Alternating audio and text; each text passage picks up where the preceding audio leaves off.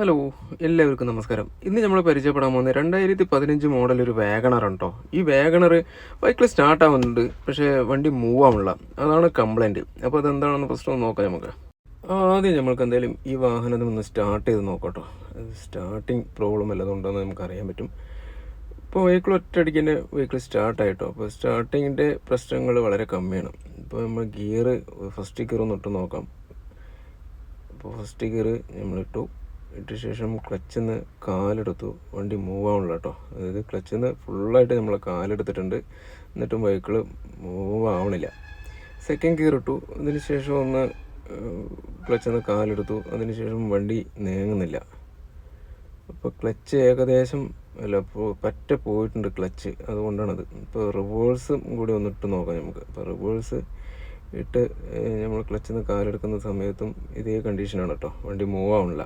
അപ്പോൾ ക്ലച്ച് പെടൽ നമ്മൾ നോക്കുമ്പോൾ തന്നെ നമുക്ക് ഏകദേശം മനസ്സിലായി ക്ലച്ച് പെടൽ ഏറ്റവും മേലെ കിടക്കുന്നത്. അപ്പോൾ ക്ലച്ച് പറ്റ പോയിട്ടുണ്ട്.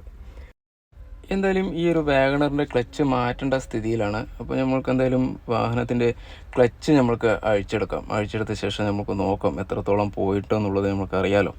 അപ്പോൾ നമ്മളിത് അഴിച്ചു നോക്കുന്ന സമയത്ത് ഇത് കണ്ടോ, റിവിറ്റ് വരഞ്ഞിരിക്കുകയാണ്. അതിൻ്റെ പറ്റ പോയിരിക്കുകയാണ് ക്ലച്ച്.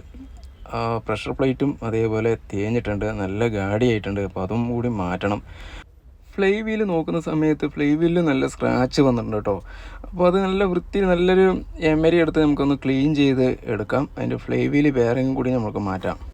ഇതാ ഗിയർ ബോക്സിൻ്റെ ആഘോഷം കേട്ടോ നമ്മൾ കണ്ടുകൊണ്ടിരിക്കുന്നത്. ആ ക്ലച്ച് കത്തിയതിൻ്റെ ബാക്കി ഭാഗങ്ങളാണ് ഇപ്പോൾ നമ്മൾ കണ്ടുകൊണ്ടിരിക്കുന്നത്. അപ്പോൾ ഇതും വൃത്തിയായിട്ടൊന്ന് ക്ലീൻ ചെയ്ത് നമുക്ക് എടുക്കാം. അതിനുശേഷം റിലീസ് ബെയറിങ് പുതിയത് സെറ്റ് ചെയ്യുക. നല്ല വൃത്തിയായി ക്ലീൻ ചെയ്ത് ഓയിലിട്ടിട്ട് സെറ്റ് ചെയ്യുക. ഫ്ലൈ വീൽ ബെയറിങ് നമ്മൾ മാറ്റിയിട്ടോ. അപ്പോൾ നമ്മളത് സെറ്റ് ചെയ്തിട്ടുണ്ട്. ക്ലച്ച് ഡിസ്കും പ്രഷർ പ്ലേറ്റും നമ്മൾ സെറ്റ് ചെയ്തു. അപ്പോൾ ഇതിന് ഏകദേശം വില വരുന്നത്, ക്ലച്ച് ഡിസ്കിന് വില വരുന്നത് 1235 രൂപയാണ് കേട്ടോ. അതതിൻ്റെ പ്രഷർ പ്ലേറ്റ് വരുന്നത് 955ആണ്. അതിൻ്റെ ഒരു ബെയറിംഗ് ഉണ്ട്, റിലീസ് ബെയറിങ്, അതിന് വില വന്നിട്ട് 605 രൂപയാണ്. ഫ്ലൈ വീൽ ബെയറിങ് 101 രൂപ. അപ്പോൾ പാർട്സിന് നമുക്ക് ടോട്ടൽ വില വന്നിട്ട് 2893 രൂപ പാർട്സിന് വരുന്നുണ്ട്. അപ്പോൾ ഇത് മാറ്റാനായിട്ട് നമ്മൾക്കൊരു 2000 രൂപ ലേബർ വരുന്നുണ്ട്. അപ്പോൾ ടോട്ടൽ നമ്മൾക്ക് 4893 രൂപ വരുന്നുണ്ട്, പ്ലസ് ടാക്സോട് കൂടിയിട്ടാണ് കേട്ടോ. അപ്പോൾ ഈ വാഗണറിൻ്റെ വർക്കെല്ലാം കഴിഞ്ഞു കേട്ടോ. ഇനി നമുക്കൊന്ന് ഓട്ടിച്ച് നോക്കാം എത്രത്തോളം വർക്ക് റെഡി ആയിട്ടുണ്ടെന്നുള്ളത് നമുക്കറിയാം. അപ്പോൾ വെഹിക്കിൾ സ്റ്റാർട്ട് ചെയ്ത ശേഷം നമ്മൾ ഫസ്റ്റ് ഗിയർ ഇട്ടു. വളരെ സ്മൂത്തായിട്ടുണ്ട് കേട്ടോ. ഗിയർ ഇടുമ്പോൾ ക്ലച്ച് പെടലും നല്ല സ്മൂത്തായിട്ടുണ്ട്. അപ്പോൾ നമ്മൾ ഓട്ടിച്ചുകൊണ്ടിരിക്കുകയാണ്. അപ്പോൾ നല്ല സ്മൂത്തായിട്ടുണ്ട് കേട്ടോ വെഹിക്കിൾ. അതിനനുസരിച്ച് ക്ലച്ച് പെടലിൽ നിന്ന് കാലെടുക്കുന്നത് അതിനനുസരിച്ച് വാഹനം മുന്നോട്ട് പോകുന്നുണ്ട്. അപ്പോൾ ഈ വർക്ക് റെഡി ആയിട്ടുണ്ട്. ഈ ഒരു വാഗണറിന് ക്ലച്ച് മാറ്റാനായിട്ട് നമ്മൾക്ക് ഏകദേശം ഒരു 5000 രൂപേൻ്റെ താഴെ വരുള്ളൂ.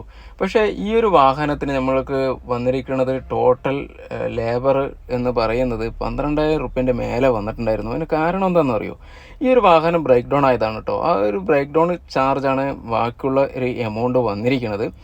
അപ്പോൾ ഈ ഒരു കസ്റ്റമർക്ക് അറിയില്ലായിരുന്നു ഈ ഒരു ക്ലച്ച് എത്രത്തോളം പോയിട്ടുണ്ട് എന്നുള്ളത്. അപ്പോൾ ഈ വാഹനം ഓടിക്കൊണ്ടിരിക്കുന്ന സമയത്ത് തന്നെ ക്ലച്ച് കംപ്ലൈൻ്റായി ഇടവഴി നിന്നതാണ്.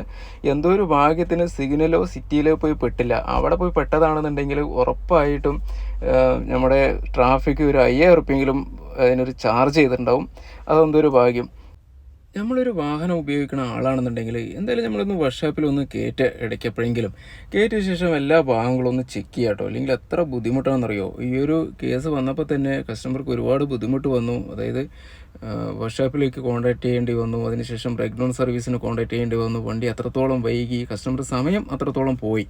അപ്പോൾ നമ്മളത് ഡയറക്റ്റ് വർക്ക്ഷോപ്പിൽ കൊണ്ടുവന്ന് നോക്കുകയാണെന്നുണ്ടെങ്കിൽ നമുക്ക് സമയം ലാഭം, ക്യാഷും ലാഭം തന്നെയാണ് കേട്ടോ.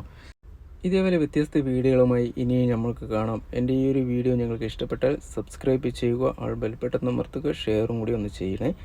Thank you for watching.